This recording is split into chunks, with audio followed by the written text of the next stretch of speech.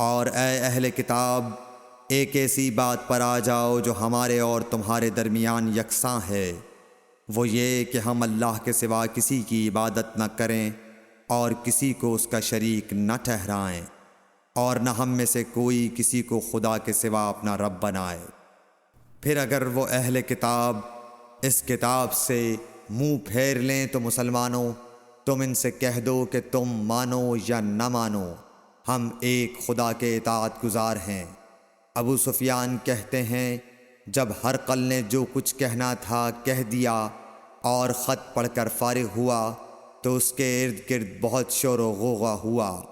بہت سی آوازیں اٹھیں اور ہمیں باہر نکال دیا گیا۔ تب میں نے اپنے ساتھیوں سے کہا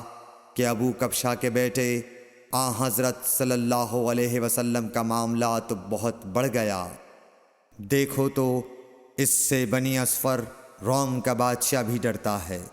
مجھے اس وقت سے اس بات کا یقین ہو گیا کہ حضور صلی اللہ علیہ وسلم ان قریب غالب ہو کر رہیں گے،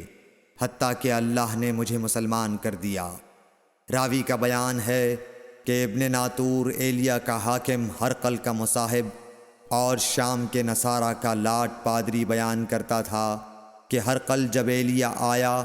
ایک دن صبح کو پریشان اٹھا